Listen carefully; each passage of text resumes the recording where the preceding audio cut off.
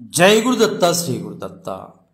సాహితీ వినీలాకాశంలో సుగంధ పరిమళాల్ని వెదజల్లి ఆ పరిమళాల్ని శాశ్వతం చేసిన మహోన్నతులు. ఆయన రచనలు ఎంత పరిమళమో ఆయన హృదయం మాత్రం అంతకు మించిన నవనీత సదృశ్యం. ఆయన వాక్కులో మృదుత్వం ఉంటుంది. ఆయన పేరుకు తగ్గట్టుగా ఆయన పలికేది ఎప్పుడూ కూడా సత్యవాక్కులే. ఆధునిక యోగుల్లో ఆయన ఒక సారస్వత యోగి, ఆయన ఒక మితభాషి, ఆయన ఒక హితభాషి. ఆయన ఆంధ్ర కళహనగా, కళా ప్రపూర్ణగా, సాహితీ ప్రియుల మనస్సులో చెరగని మాయని మరువని ముద్రలు వేసిన సత్యసంధుడు. నేటి మన ప్రాతస్మరణీయులు మధునాపంతుల సత్యనారాయణ శాస్త్రి గారు.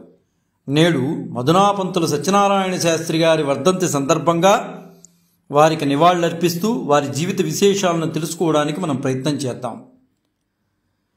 తూర్పుగోదావరి జిల్లాలో శాస్త్రి గారు, మధునాపంతుల సత్యనారాయణ శాస్త్రి గారు 1920 మార్చి 5వ తేదీన పోలవరం గ్రామంలో సత్యనారాయణమూర్తి లచ్చమ్మ పుణ్య దంపతులు ఇంట జన్మించారు మధునాపంతుల సత్యనారాయణ శాస్త్రి గారు. వీరి బాల్యం పల్లెపాల గ్రామంలో గడిచిపోయింది. వీరు విజయనగర సంస్కృత కళాశాలలో చేరి మొదటి సంవత్సరం విద్యాభ్యాసం చేస్తుండగా ఏమిటో తెలియనటువంటి తీవ్రమైన జ్వరం వచ్చింది ఆయనకి. 35 రోజులు తీవ్రమైన జ్వరంతో బాధపడి మధ్యలో చదువు ఆపేశారు. అయితే మధునాపంతుల వారికి అతి పిన్న వయస్సు నుండే సాహిత్యం మీద అపారమైన మక్కువ ఉండేది. ఆ మక్కువతోనేనేమో 10 ఏళ్ల వయస్సు నుండే పద్యాలు రాయడం మొదలుపెట్టారు. 1938లో తొలి కావ్యం తోరణం విడుదలైంది. దీనికి విశ్వనాథ సత్యనారాయణ గారు కూడా పీఠిక రాస్తూ మధునాపంతుల సత్యనారాయణ శాస్త్రి గారు మహాకవి అయ్యేటటువంటి సూచనలు నాకు ఈ పద్యాల్లో గోచరిస్తున్నాయని అద్భుతంగా ప్రశంసించారు. తెలుగు సాహిత్య వినీలాకాశంలో 2 సత్యనారాయణలు ఉన్నారు. ఈ రోజుకి వారిద్దరూ కూడా మాయని మరువనిటువంటి గొప్ప వ్యక్తులు. ఒకళ్ళు విశ్వనాథ సత్యనారాయణ గారు, రెండోవారు మధునాపంతుల సత్యనారాయణ గారు. ఈ ఇద్దరినీ కూడా నేటికి కూడా సాహిత్య ప్రియులు మరిచిపోనటువంటి వ్యక్తులుగా, చిరస్థాయిగా గుర్తుండిపోయేటటువంటి వ్యక్తులుగా మనస్సులో ఉండిపోయారు. మధునాపంతుల సత్యనారాయణ గారు 1940లో మద్రాసు విశ్వవిద్యాలయం నుండి విద్వాన్ పరీక్ష ఉత్తీర్ణులయ్యారు. సరే, ఇంకా 1949 కాలంలో సూర్యరాయాంధ్ర నిఘంటు నిర్మాణ కార్యక్రమం జరిగింది. అందులో కూడా ఈయన భాగస్వామి అయ్యారు. వీరేశలింగం ఆస్తికోన్నత పాఠశాలలో చేరి తెలుగు పండితులుగా చాలా కాలమైన విద్యార్థులకు పాఠాలు బోధించారు. శాస్త్రి గారు తన మేనత్త భర్త అయిన మావయ్య గోరేటి వెంకటరామకృష్ణ శాస్త్రి గారి దగ్గర పద్యరచనలో చక్కటి తర్ఫీదును పొంది మంచి సాహిత్య పాండిత్యం సంపాదించారు. ఈయన జ్ఞాన సంపార్జనతో 20 సంవత్సరాలకే ఆంధ్ర అనే పేరుతో చక్కని విలువలతో కూడిన సాహిత్య మాసపత్రికను 3 సంవత్సరాలు విజయవంతంగా నడిపారు ఈయన. ఈ పత్రిక అలనాటి పండితుల, పరిశోధకుల అభిమానాన్ని మాత్రం చూరగొంది. ఈ పత్రికలో ముద్రింపబడ్డ ప్రతి వ్యాసానికి, కవితకు శాస్త్రి గారు చక్కని విశ్లేషణ ఇచ్చేవారు. ఈ ఆంధ్ర పత్రికలో 19-20 శతాబ్దపు తెలుగు రచయితల గురించి చక్కని వ్యాసాలు ప్రచురించేవారు. ఇందులో 19వ శతాబ్దానికి చెందిన పరవస్తు చెన్నై సూరి గారి దగ్గర నుండి తుమ్మల సీతారామ చౌదరి వరకు కూడా ఉన్న ప్రసిద్ధ కవులందరినీ కూడా గురించి ఎంతో వివరంగా రాసేవారు. ఆయన ఓపిక మెచ్చుకోవాలి. ఎంత చక్కగా రాసేవారంటే అంత చక్కగా రాసేవారు మధునాపంతుల సత్యనారాయణ శాస్త్రి గారు. ఆ తర్వాత కవులందరినీ ఒక తాటి మీదకి తెచ్చే నేపథ్యంలో ఆంధ్ర రచయితలు అనే కావ్యంగా మలిచారు. ఇందులో నీతి చంద్రిక, బాలవ్యాకరణం రచించిన చెన్నై సూరి మొదలుకొని 100 మహాకవుల గురించి సద్విమర్శతో చక్కగా గ్రంథం మలిచారు.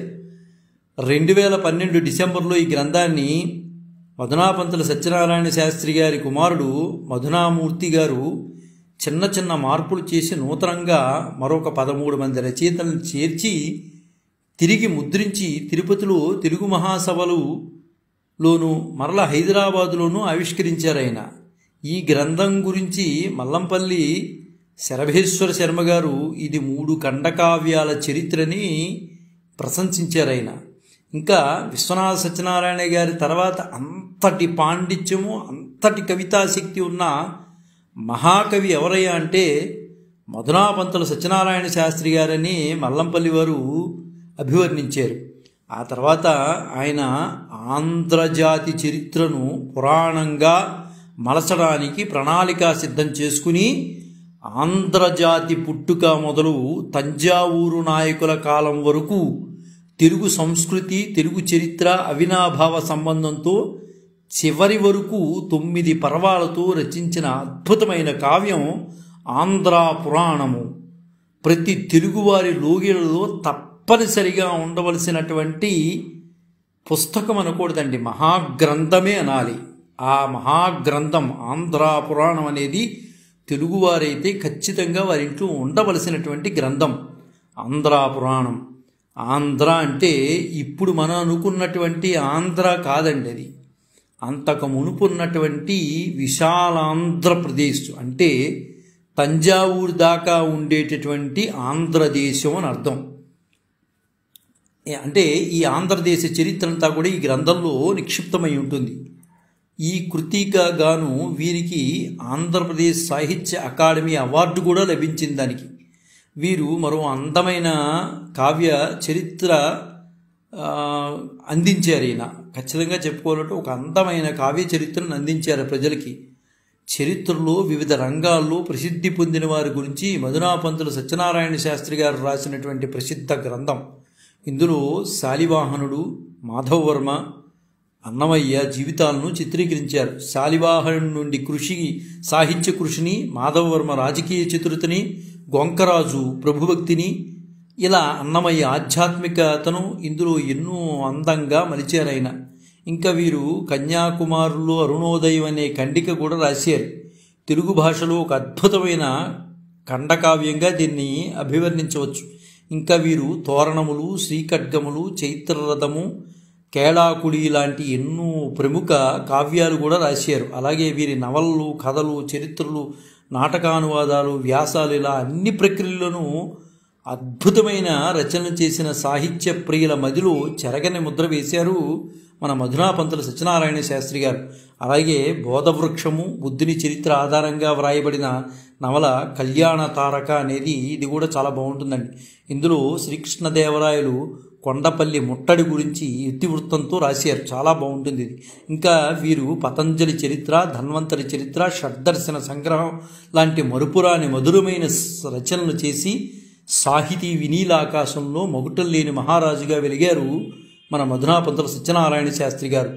ఖండకావ్యాలు తోరణములు, శ్రీఖండములు, చైత్రరథము, కేళాకుడి అనేవి చాలా ప్రాముఖ్యత సంతరించుకున్నవి. శాస్త్రి గారు చిన్నతనం నుంచే ఆయనకి భగవంతుడు ఇచ్చినటువంటి వరం పద్యాలు రాయటం అనేది. పద్యం రాయటం ఏదో ఎలా పడితే అలా రాసేసామని కాకుండా చక్కగా ఆ చూడటానికి అందంగా ఉండే విధంగా, చదువుకోవడానికి ఆహ్లాదకరంగా ఉండే విధంగా పద్యాలు రాసేవారు. అది భగవంతుడు ఇచ్చినటువంటి వరప్రసాదం. 1938లో వారి తొలి ఖండకావ్యం తోరణం వెలువడింది. దానికి విశ్వనాథ సత్యనారాయణ గారు పీటికి రాస్తూనే ఆ రోజుల్లోనే చెప్పారు అద్భుతమైన కవి అవుతాడు ఈయన అని. అలాగే ఆ మధునాపంతుల వారు ఆంధ్రజాతి చరిత్రను ఆమూలాగ్రం బృహత్కావ్యంగా రచించాలనే సంకల్పంతో ఆంధ్రజాతి మహా ఇతిహాసంగా 1954లో ఆంధ్ర పురాణం రచించారు. పేరులోనే ఆంధ్ర పురాణం అన్నీ ఉన్నా పురాణ లక్షణాలు ఏవీ లేవని శాస్త్రి గారి చెప్పారు. ఇదొక చారిత్రక కావ్యంగా ఆయన చెప్పడం జరిగింది. ఆంధ్ర పురాణం అన్నా ఇది ఒక చారిత్రక కావ్యంగానే తెలియజేశారు. ఆంధ్రదేశాన్ని పాలించిన రాజవంశాల వారి పేర్లతో ఈ కావ్యాన్ని 9 పర్వాలుగా విభజించారండి. ఇందులో ఉదయ, శాతవాహన, చాళుక్య, కాకతీయ, పునఃప్రతిష్ఠ, విద్యానగర, శ్రీకృష్ణదేవరాయ, విజయ, నాయక రాజపర్వాలుగా వర్గీకరించారు. ఎంత అత్యద్భుతంగా ఉంటుందండి. ఇందులో నన్నయ్య భారత అవతారికను అనుసరించి అవతారికను కూడా ఆయన ప్రవేశపెట్టారు, నన్నయ్య సంబంధించింది. సరే, ఇంకా మూడోది విషయానికి వస్తే ఉదయ, శాతవాహన, చాళుక్య దాని గురించి మనం మాట్లాడుకోవాలంటే ఈ పర్వం చాలా బాగుంటుందండి. ఆయన రాసిన దాంట్లో మూడవదైన పర్వం చాళుక్య పర్వంలో రాజరాజ నరేంద్రుడు ఆయన రాజమహేంద్రలో వరంలో ఉన్నారు కాబట్టి చాలా చక్కగా మూడో పర్వం మాత్రం కళ్ళ కట్టినట్టు చూపించారు. చాళుక్య పర్వంలో రాజరాజ నరేంద్రుడు కవి పండితులు గాయకులతో కొలువు తీరాడు. రాజరాజుకి రాజ్యం కాదు, రాజరాజ నరేంద్రుడికి కావాల్సింది సాహిత్యమే ఆయనకి ప్రధానం. వ్యాసుని భారతం వల్లనే పురాభారతం నిలిచిందని, ఆయన కృషి లేకుంటే మన సంస్కృతి కాలగర్భంలో కలిసిపోయేదన్నారు.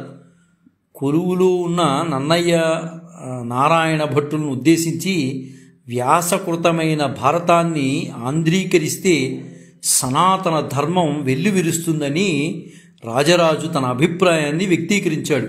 వైదిక మత పునరుద్ధరణకు మీ ఆశీస్సులు కావాలని వారిని భారతాంధ్రీకరణకు ప్రేరేపించాడు.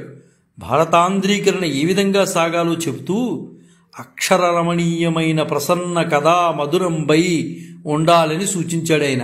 ఆయన ఎంత గొప్ప విద్వాంసుడో చూడండి. విమర్శకులు నన్నయ్య కవితా గుణాలు పేర్కొని అక్షరరమ్యత, ప్రసన్న కథా కలితార్థయుక్తి వంటి గుణాలను రాజరాజే నిర్దేశించాడని మధునాపంతుల సత్యనారాయణ గారు పేర్కొనడం రాజరాజు కవితా దృష్టికి ఉత్కర్ష కలిగించే విధంగా ఉంది. నిజంగా చెప్పాలంటే ధర్మనిష్ట మేదురంగా ఆంధ్రావళి ఆనందంగా ఉండాలని ఆయన అర్థించాడు. నిజంగా చెప్పుకోవాలంటే తన పూర్వజన్మ సుకృతం వలన నన్నయ్య తన ఆస్థాన కవిగా లభించాడని రాజరాజు ఇప్పటికీ ప్రశంసిస్తూ ఉంచేవాడు మన నన్నయ్యని. తనను చరితార్థుని చేయమని ఆత్మీయంగా పలికిన పలుకుల్లో సుధలు చిందాయి, వెన్నెల్లు వెల్లి విరిశాయి. నన్నయ్య భట్టు రాజరాజు ప్రశంసలను జల్లులు పరవశించిపోయాడు. రాజరాజు ప్రజాహిత వాంగ్మయ దృష్టి, కావ్య గౌరవ సృష్టి నన్నయ్యకి ఎంతో ఆశ్చర్యం కలిగించాయి. భారతాంధ్రీకరణకు పూనుకొమ్మని విలువైన స్వర్ణతాంబూలాన్ని అందించాడు. నన్నయ్య తన సహాధ్య అయినటువంటి నారాయణ భట్టును వినమ్రతతో కార్యభారాన్ని, ఈ కావ్య భారం ఏదైతే ఉందో దాన్ని వహించాలని సూచించాడు. అలాగా ఇవన్నీ కూడా చాలా చక్కగా మధునాపంతుల సత్యనారాయణ శాస్త్రి గారు రాసుకుంటూ వచ్చారండి. ఆంధ్ర పురాణంలో మధునాపంతుల వారు నారాయణ భట్టును కేవలం లేఖకుడిగా కాకుండా నన్నయ్య భట్టు రాసిన ప్రతి అక్షరాన్ని ముందుగా పరిశీలించే విమర్శనా దృష్టి ఉన్న పండితుడిగా వర్ణించాడండి. ఇది చాలా అద్భుతమైన విషయం. నన్నయ్య భట్టారకుడు ఎలా అయితే ఉన్నారో నారాయణ భట్టును కూడా ఆయన తీసి పక్కన పెట్టల. అద్భుతమైన లేఖకుడిగా కాకుండా అంతకన్నా ప్రతి అక్షరాన్ని పరిశీలించే విమర్శనా దృష్టి ఉన్న పండితుడిగా ఆయన వర్ణించడం చాలా బాగుందండి. ఇక్కడ మాత్రం నన్నయ్య ఆది సభా పర్వాలను ఆంధ్రీకరించాడు. పిదప అరణ్య పర్వంలో కొంత భాగం సాగిన పిదప అర్థాంతరంగా ఆయన మరణించడం జరిగింది. రాజరాజు నన్నయ్య మరణంతో పట్టరాని శోకంలో కుమిలిపోయాడు. చంద్రవంశ కీర్తి పతాకాలు కళంకితమయ్యాయని ఆవేదన పడిపోయాడు ఆయన. మధునాపంతుల వారు నన్నయ్యతో రాజరాజుకున్న ఆత్మీయ గాఢ స్నేహానుబంధాన్ని, నిర్వేదాన్ని తెలుగు పదాల పొహళింపులతో ఔచిత్యంతో వర్ణించాడండి. అద్భుతంగా వర్ణించాడు మధునాపంతులు సత్యనారాయణ శాస్త్రి గారు. నన్నయ్య మరణాంతరం శోకతప్త హృదయుడైన రాజరాజు రాజ్య పరిపాలన వ్యవహారాలను యువరాజైన రాజేంద్ర చోళునికి అప్పగించాడు. నన్నయ్య గారు చనిపోవడం ఏంటి, ఆ బాధ భరించలేకపోయాడు ఆయన. ఎందువల్లంటే ఆయన రాయవలసినటువంటి గ్రంథం ఆగిపోయిందని ఆయనలో చాలా ఇది కలిగింది. యువరాజైన రాజేంద్ర చోళునికి అప్పగించాడు. అనంతరం పశ్చిమ చాళుక్యుల ప్రభావంతో తెలుగు భాషపై ఆసక్తి తరిగి కన్నడ భాషా పరిమళాలు గుబాళించాయనుకోండి. చాళుక్య పర్వంలో రాజరాజు వైదిక మతాభిమాని నన్నయ్యను ఆస్థాన కవిగా భారతాంధ్రీకరణకు ప్రేరేపించడం, నన్నయ్య రాజరాజుల ఆత్మీయ గాఢను అనుబంధాన్ని, భారత ఆంధ్రీకరణలో నారాయణ భట్టు ప్రాధాన్యాన్ని ఇతోధికంగా వర్ణించాడు మన మధునాపంతులు సత్యనారాయణ శాస్త్రి గారు. రాజరాజు ఉదాత్తత, తన వాంగ్మయ దృష్టిని సముచితంగా కూడా వర్ణించారు మన మధునాపంతులు సత్యనారాయణ శాస్త్రి గారు. అయితే మధునాపంతులు సత్యనారాయణ శాస్త్రి గారు ఏది రాసినా చాలా అద్భుతంగా రాస్తారండి. అయితే అది అర్థం చేసుకోవడానికి కొంతమందికి అర్థం కాకపోవచ్చు, కానీ నిజానికి చెప్పాలంటే ఆయన ఏమి రాసినా చాలా స్పష్టంగా రాస్తాడు. అదేవిధంగా ఈయన ఎక్కువ వ్యర్థమైన మాటలు వినేవాడు కాదండి. ఆయన స్ట్రైట్ ఫార్వర్డ్గా చెప్పాలి. ఏ మాట చెప్పినా ఆయన దగ్గర ఉన్నది ఉన్నట్టుగా మాట్లాడాలి. ఏదో గొప్పలు చెప్తే ఆయన వినేవారు కాదు. ఆయన మనస్తత్వం అలాంటిది. ఒకరోజు మధునాపంతుల సత్యనారాయణ శాస్త్రి గారి ఇంటికి ఒక వ్యక్తి వచ్చారు. ఆయనకి మర్యాదలు చేసి కూర్చోబెట్టారు అనుకోండి ఇంట్లో వారు. సరే కూర్చున్నారు. కాసేపటికి మధునాపంతుల సత్యనారాయణ శాస్త్రి గారు వచ్చారు. వచ్చిన తర్వాత నాయనా అని సంభాషణ మొదలుపెట్టారు అతనితో, వచ్చిన ఆయనతో. సరే, ఆయన 1940 నుంచి తేదీలతో సహా తన సాహిత్య కార్యక్రమాలు, అల్పమైన విషయాలను సైతం విడిచిపెట్టకుండా చెప్పుకుంటూ వస్తున్నాడు. ఈయన కొంచెం పెద్ద వయసులో ఉన్నారు. వచ్చిన విషయాన్ని సూటిగా సుత్తి లేకుండా చెప్పాలి. కానీ వచ్చిన ఆయన సాహిత్య కార్యక్రమాల విషయమయ్యే వచ్చాడు, పొరపాటు ఏం కాదు. కానీ పెద్ద ఆయన దగ్గరికి వచ్చినప్పుడు సుత్తి లేకుండా సరిగా చెప్పాలి. అలా కాకుండా 1940 నుంచి మొదలు పెట్టుకుంటూ వస్తున్నాడు ప్రతి విషయాన్ని. పోనీ అక్కడితో ఆగాడా? అలా ఆగకుండా 1941, 42, 43 ఇవన్నీ చెప్పుకుంటూ వస్తున్నాడు. ఆయన చేసిన కార్యక్రమాలన్నింటినీ కూడా, సాహిత్యం పట్ల ఉన్న విషయాలన్నింటినీ కూడా. సరే, 1945, 50, 60 వరకు వచ్చింది. వెంటనే ఈ లోపల మధునాపంతుల వారు అసహనం పెరిగిపోయింది ఆయనలో. వయసు వస్తున్న కొద్దిగా వయసుతో పాటు అసహనం కూడా వస్తూ ఉంటుంది. అంటే వినలేనటువంటి శారీరకమైనటువంటి రుగ్మతలు ఉంటాయి కదండి. దాంతో ఆయనకి అసహనం పెరిగిపోయింది. అక్కడ కొంచెం దూరంలో ఉన్న తమ్ముడి కుమారుడితో, ఒరేయ్ చంటి ఇలారా, నువ్వు ఒకసారి ఇలా వచ్చి ఇక్కడ 1960 వరకు వచ్చి ఆయన ఆగిపోయారు. 1991 వచ్చాక చెప్పు, అప్పుడు నేను వస్తాను అని చెప్పి గదిలోకి వెళ్ళిపోయాడు. వచ్చిన ఆయన ఒక్కసారిగా బెత్తరపోయాడు. ఏంట్రా బాబు ఇది అని. అంటే ఉబలాటం అనండి, ఇంకో పదాలు ఏం ఉపయోగించినా స్వవిషయాలు ఊకదంపుడుగా చెప్పేసుకుంటూ పోతే వినేవాళ్లకు విసుగు పుట్టిస్తాయి. ఇక ఇప్పుడు విచారించి ప్రయోజనం లేదు. మితంగా పరిచయం చేసుకోవాలని జ్ఞానం ఆలస్యంగా కలిగింది ఆయనకి. అప్పుడు అర్థమైంది, అనవసరంగా అవన్నీ చెప్పుకుంటూ వచ్చాను. పెద్ద ఆయన దగ్గరికి వచ్చినప్పుడు మనం ఎంతవరకు మాట్లాడాలో అంతవరకు మాట్లాడాలి, ఎక్కువ అతిగా మాట్లాడాను అనే విషయం వచ్చిన ఆయనకి అర్థమైంది. ఆయన చెప్పకనే చెప్పేస్తాడండి ఏ విషయం అయినా. మధునాపంతులు సత్యనారాయణ శాస్త్రి గారి దగ్గర ఉన్నటువంటి విషయం అది. అప్పట్లో నందమూరి తారక రామారావు గారు కూడా ఏదో కొన్ని రాయమనంటే ఈయన ఇష్టం లేనివి ఒప్పుకోడండి, ఖచ్చితంగా చెప్పేస్తాడు. అలాగా ఒక విషయంలో కాంట్రవర్సీ కూడా వచ్చిందని వార్తలు కూడా అప్పట్లో వచ్చినాయి. మధునాపంతులు సత్యనారాయణ శాస్త్రి గారుని ఒక చిత్రానికి సంబంధించిన వాటిలో రాయమంటే ఈయన ఎలా అంటే పురాణానికి తగ్గ వైశిష్యం ఏదైతే ఉందో దాన్నే రాస్తాడండి. ఇంకా దాన్ని మలిచి నా ఇష్టం వచ్చినట్టు మీ ఇష్టం వచ్చినట్టు రాయమంటే రాయడు. ఏది ఎలా ఉందో అలాగే మాట్లాడేటటువంటి వ్యక్తి దాన్ని పురాణాలని తప్పుతో పట్టించే విధంగా కూడా మాట్లాడు. ఉన్నది ఉన్నట్టే రాద్దాం అంటాడు. దానివల్ల బహుశా వచ్చి ఉండొచ్చేమో. ఆ తర్వాత సత్యనారాయణ శాస్త్రి గారిని కాకుండా వేరే వాళ్ళని అడగడం కూడా ఎన్టీ రామారావు గారు జరిగిందనుకోండి. సాహితీ దిగ్గజం మధునాపంతులు సత్యనారాయణ గారు ఎన్నో రకాలైన సాహిత్య సేవలు చేశారండి ఆయన. అటువంటి మహానుభావుడు 1992 నవంబర్ 7 రాజమండ్రిలో పరమపదించారు. అయితే మధునాపంతులు సత్యనారాయణ శాస్త్రి గారు నవంబర్ 7 అంటే సరిగ్గా ఇదే తేదీన 92వ సంవత్సరంలో వారు కాలం చేసిన, భౌతికంగా వారి శరీరాన్ని విడిపోయారే కానీ నేటికి రసహృదయాల మనస్సుల్లో, సాహితీ జగత్తులో నవ యవ్వనాలాగానే జీవిస్తున్నారండి. నిజంగానండి, ఇది వాస్తవం. ఎందువలంటే ఆయన రాసినవి ఒక్కొక్కటి మనకి చదువుతుంటే అత్యద్భుతంగా ఉంటాయి. మహానుభావుడు ఎంత అద్భుతమైన సృష్టి చేశాడా అని అనిపిస్తూ ఉంటుంది మధునాపంతులు సత్యనారాయణ శాస్త్రి గారు.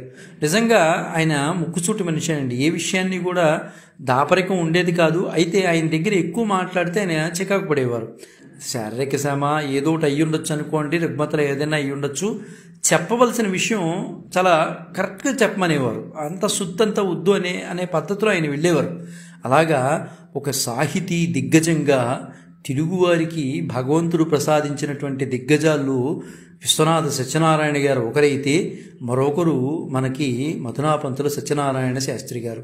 వీరు నిజంగా సాహిత్య జగత్తులో వీరు ఉన్నారు కనుకే వీరి యొక్క సాహిత్యాన్ని, వారి యొక్క జ్ఞానాన్ని ఈ రోజుకి కూడా మనం అందుకోగలుగుతున్నామంటే చాలా గొప్ప విశేషం అండి. నిజంగా చెప్పాలంటే ఇలాంటి వారు ఎంతో ఈ ప్రపంచానికి జ్ఞానాన్ని అందజేసి వెళ్ళారు.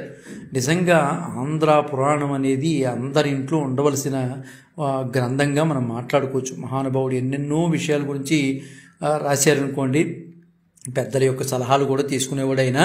అయితే ఏది ఉన్నా ముక్కుసూటి వ్యవహార ధోరణితోనే ఉండేది ఆయన దగ్గర. అంత అత్యద్భుతం. అందుకనే ఆ గ్రంథం కూడా అత్యద్భుతంగా పండటానికి గల కారణం అదే. ఏదైనా సరే ముక్కుసూటిగా ఉంటుంది వ్యవహారం. అలాంటి మహానుభావుడు ఈ లోకాన్ని వదిలేసి నవంబర్ 7, 1992 సంవత్సరంలో వెళ్ళిపోయారు. నిజంగా ఆ మహానుభావుడికి ఘనమైన నివాళులు తెలుగువాడు అనేవాడు ప్రతి ఒక్కళ్ళు కూడా అర్పించి తీరాలని మనస్వారా కోరుకుంటూ, నుడువజాలని హిడుముల గుడిచి బడలి చిక్కి జీర్ణించి నిజ దేశ సేవ చేసి తుదకు స్మరణీయులైన ఆంధ్రుల దలంపగాజు కన్నైన ఒక అశ్రుకణము రాల్చున్. జై గురుదత్త శ్రీ గురుదత్త శ్రీపాద శ్రీవల్లభ చరణదాసుడు మాణికొండ రాజశేఖర శర్మ రాజమహేంద్ర. స్వస్తి.